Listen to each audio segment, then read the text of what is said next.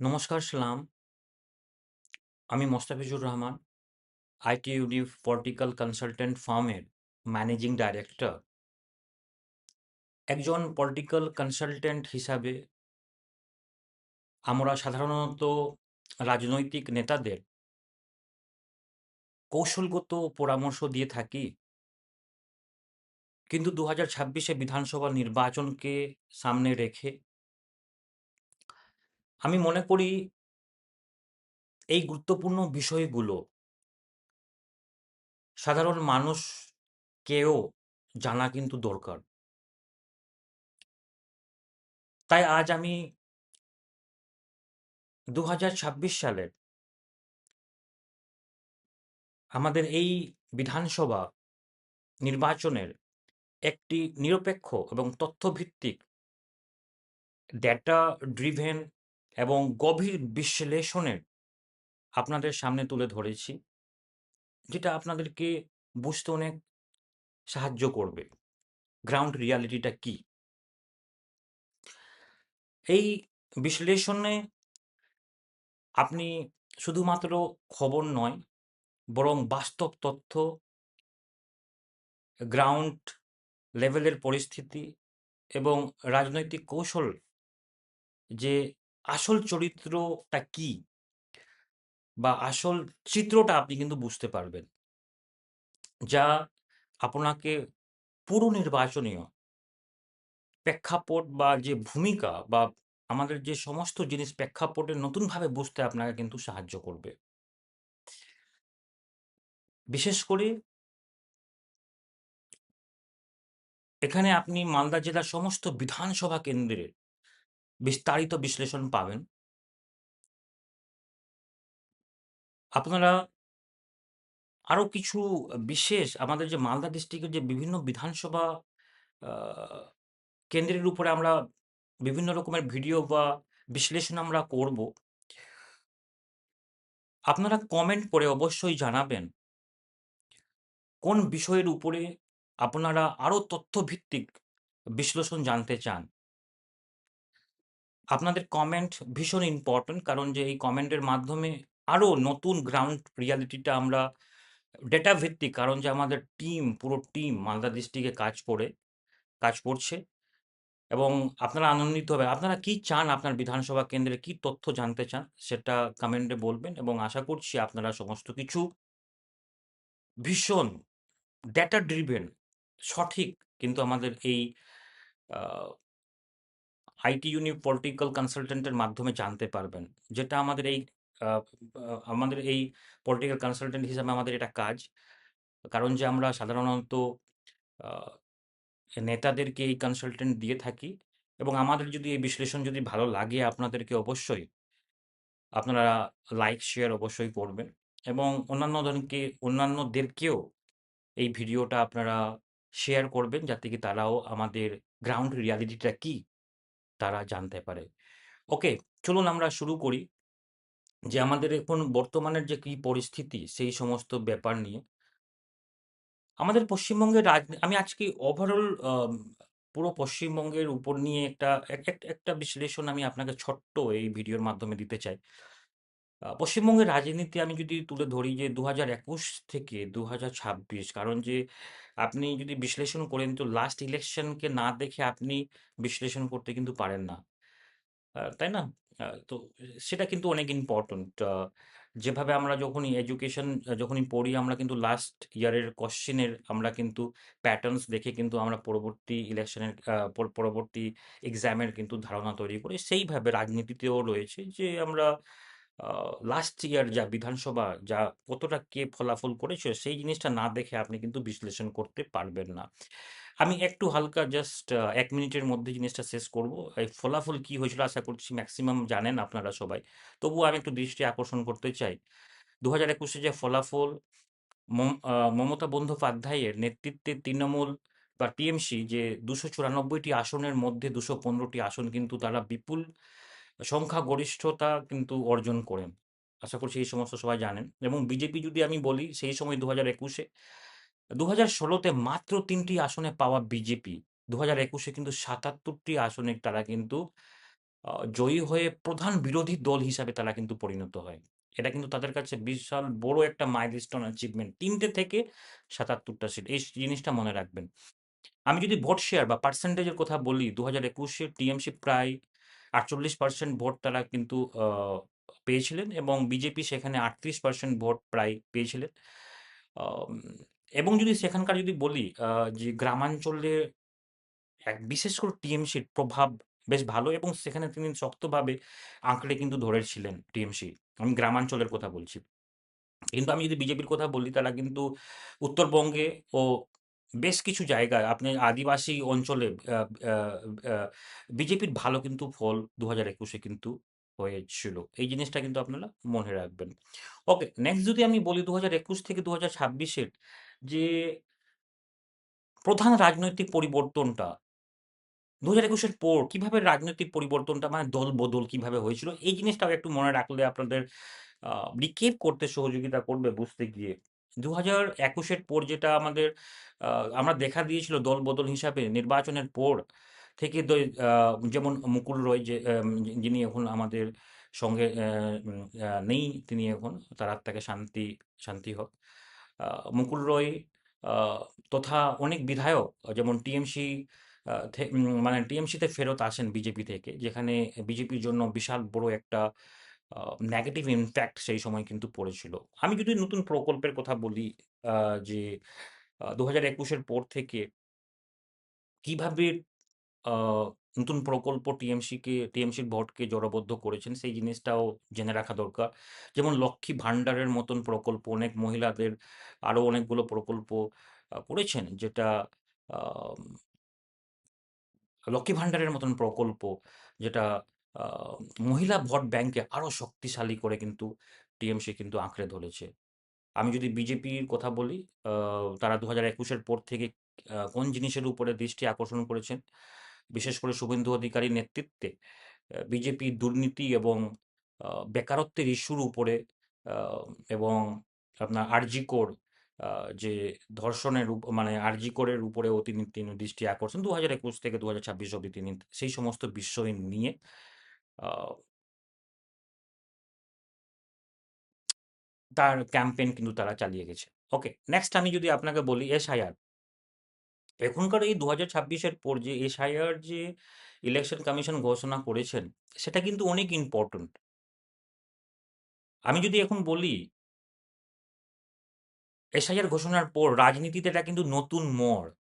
আ SIR মানে এই ২০২৬ ইলেকশনটা পুরোপুরি আপনার এসআইআর এর আম চারিদিকে কিন্তু আপনার আ ঘুরে বেড়াচ্ছে পুরোপুরি। এসআইআর এর যে কার্যপ্রণালী বা বিতর্কতা, সেটা আশা করছি আপনারা প্রত্যেকে জানেন।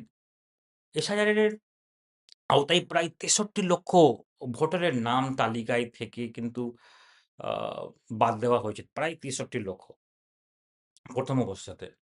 তারপরে আ আরো নেক্সট এ আপনার প্রায় ৬০ লক্ষের বেশি ভোটারকে আন্ডার অ্যাডজুডিকেশন শ্রেণীতে রাখা হয়েছিল। এবং ইলেকশন কমিশনের দাবি আ তারা বলেন যে দাবি অনুযায়ী যদি আমি বলি এখানে তারা বলেছেন যে এসআইআর টা বিশেষ করে আ মৃত্যু, স্থানান্তরিত এবং ভুয়ো ভোটারদের সরানোটা তাদের সবথেকে বড় উদ্দেশ্য। তবে বিরোধী দল এবং নাগরিক সমাজের অনেকেই এটিকে নির্দিষ্ট গোষ্ঠীকে লক্ষ্য করে নেওয়া পদক্ষেপ হিসাবে কিন্তু দেখেছেন। আমি কিন্তু আ বিশ্লেষণের কথা বলছি। এটা কিন্তু গ্রাউন্ড রিয়ালিটি এটা কিন্তু অবশ্যই জানা দরকার। কারণ যে আপনি যখন বিশ্লেষণ করবেন তো এই ব্যাপারটাও জানা অবশ্যই দরকার যে বিভিন্ন দল এবং নাগরিকরাও মনে করছেন যে এই যে এসআইআর একটা বিশিষ্ট আ গোষ্ঠীকে লক্ষ্য করে এই কিন্তু করা। ওকে। ডেটা বিশ্লেষণে দেখা গেছে আমি যদি এর ব্যাপারে যদি একটু পোস্টমর্টেম করা যায়, যদি একটু আপনাকে বুঝতে সাহায্য করবে। আ মুসলিম অধ্যুষিত এলাকা বা ডমিনেটেড এলাকা মানে অধ্যুষিত মানে যেখানে মুসলমান পরিমাণটা বেশি, অধ্যুষিত ডমিনেটেড যে ডিস্ট্রিক্ট রয়েছে এবং সেখানে প্রায় ২০২১ সালে বিজেপি দুর্বল ছিল। আ যেখানে যাচাই এবং নাম বাদ দেওয়াটা হার কিন্তু বেশি। এটা কিন্তু মনে রাখেন। যেখানে মুসলমান যে ডিস্ট্রিক্টে বেশি রয়েছেন, সেখানে নাম বাদ দেওয়াটা এটা কিন্তু বেশি। এটা কিন্তু আমি উদাহরণস্বরূপ আপনাকে বলতে চা আ আ ডেটা অনুযায়ী আমি বলছি। এটা কিন্তু আমি নিজের মন থেকে বলা হচ্ছে না। সেটা এই ডেটা ড্রিভেন আমি আপনাকে বলার চেষ্টা করছি উদাহরণস্বরূপ।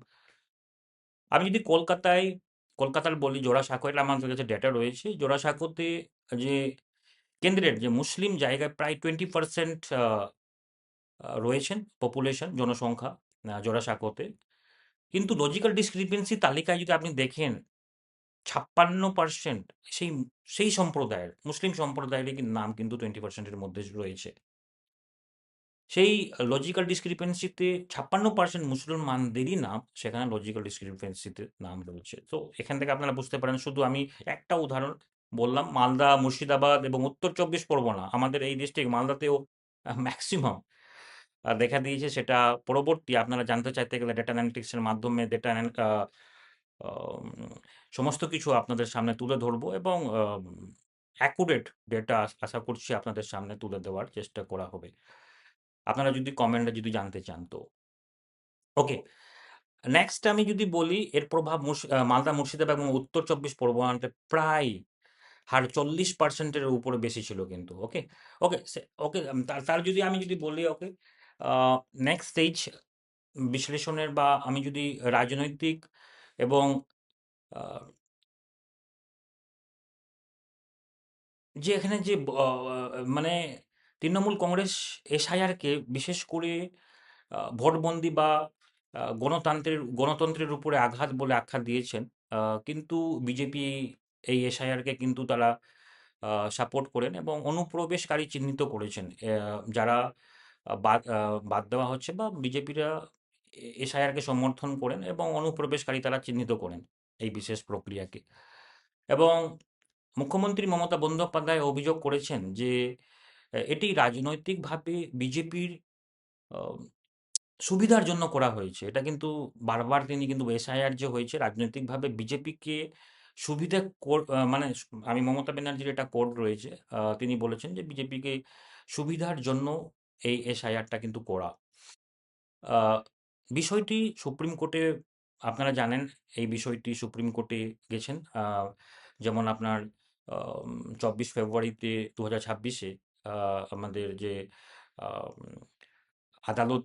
আমাদের সুপ্রিম কোর্টে যে নির্দেশ দিয়েছেন, বা ২৮ ফেব্রুয়ারির পরেও সম্পূর্ণ ভোটার তালিকা প্রকাশ করতে হবে। তিনি সুপ্রিম কোর্ট কিন্তু জানান।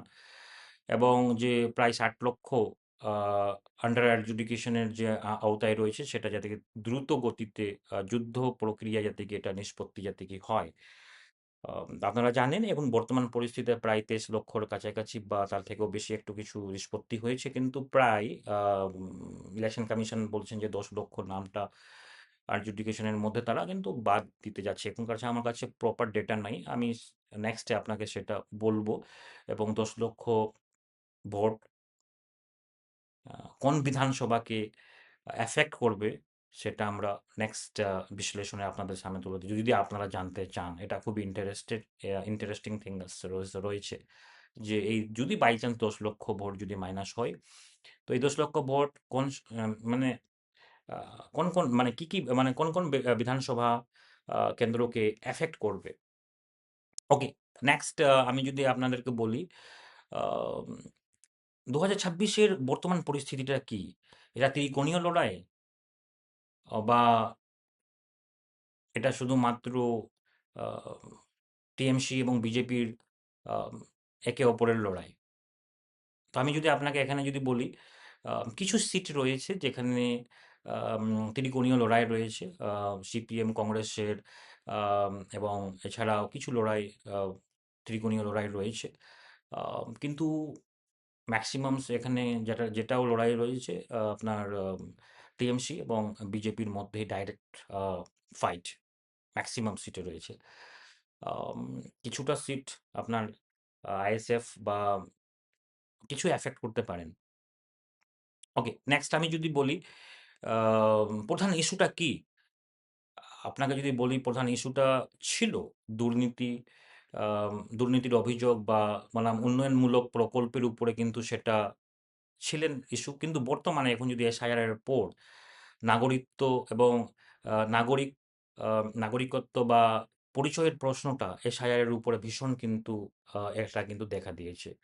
আমি যদি মোটামুটি রিক্যাপ যদি করি, উপসংহারমূলকভাবে জিনিস যে আমি যদি আপনাকে যদি বলি, ২০২৬ সালের নির্বাচন শুধু উন্নয়নের রূপরেখা নির্ধারণ করে না, বরং ভোটার তালিকার স্বচ্ছতা এবং পরিচয় এবং রাজনীতিকে কেন্দ্র করে আবর্তিত হচ্ছে। পুরোপুরি এসআইআরকে কেন্দ্র করে এই ইলেকশনটা কিন্তু আবর্তিত হচ্ছে। ওকে, নেক্সট বিশ্লেষণ আপনাকে কেমন লাগলো আমাদের এই বিশ্লেষণটা? আশা করছি এটা ওভারঅল একটা রিক্যাপ আপনাকে করে দেওয়া হয়েছে, এবং নেক্সট আমরা মালদাতে বিভিন্ন বিধানসভা কেন্দ্রের উপরে আমরা বিশ্লেষণ করব। আপনারা কমেন্টে বলবেন কোন কি বিধানসভা আহ, কেন্দ্রের আপনারা বিশ্লেষণ জানতে চান। এক্সিট পোলও আমরা নেক্সটে করব আমাদের এই কনসালটেন্টের মাধ্যমে, যেটা আমাদের ডেটা থাকবে। ওকে, নমস্কার। আহ, নমস্কার।